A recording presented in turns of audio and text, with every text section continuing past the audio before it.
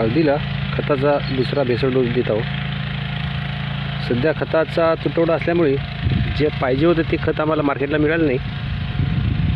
अपेक्षा होती 9-24-24 टाकण्याची, पण मार्केटमध्ये 9-24-24, 10-26-26 दोन्ही खत उपलब्ध नसल्यामुळे त्याला पर्याय म्हणून महादान कंपनीचेच क्रॉपटेक 8-21-21 हे खत इथे घेत आहोत.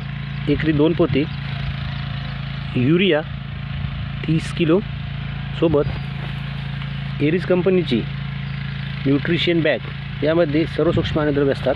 सोबत कार्बोफ्युरॉन 3% असलेलं अदामा कंपनीची कार्बोमाइन हे कीटकनाशक एकरी 3 ते 4 किलो या सर्वांचा इथे वापर करत आहोत. सोबतच पाण्याचं वातावरण असल्यामुळे खतामागं दुसरा मातीचा भर चढून घेत आहोत हळदीला. त्या प्रकारे माती अडखत राहील पूर्णपणे. म्हणजे पाऊस जरी झाला तरी त्याचं फार नुकसान होणार नाही आपल्याला. या प्रकारे मातीचा भर बसत आहे.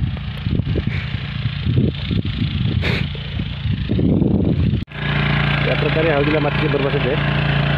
खूप चांगल्या प्रकारे माती बसत आहे. कमीत कमी 2 वेळेस हळदीला मातीचा भर द्यावा. मातीचा भर दिला म्हणजे जमीन खालची वर होते, मातीत फरक पडतो, हवा खेळती राहते. भर दिल्यानंतर 5 ते 6 दिवसातच आपण हळदीमध्ये फरक पाहू शकतो. फुटे अवस्थेला सुरुवात झाली आहे. आता फुटे दिसत आहे आणि एवढा मातीचा भर बसत आहे.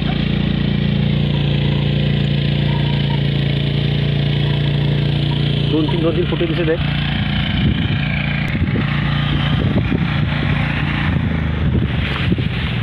या प्रकारे नांगराच्या साहाय्याने खत पेरून घेतो. अडीच एकरला 350 किलो खत झाले.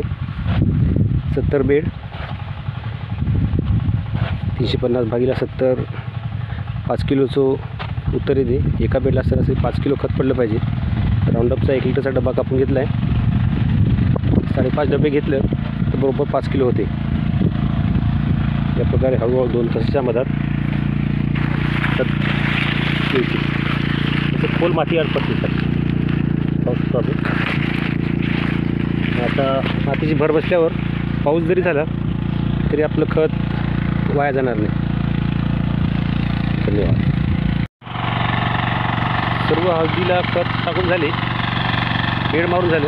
त्यानंतर नाली काढून घेतो आहोत. नाली काढताना काय करायचं, आपल्या हळदीच्या बेडपेक्षा ती थोडी खोल असली पाहिजे, तरच या तासातलं पाणी या नालीत उतरेल.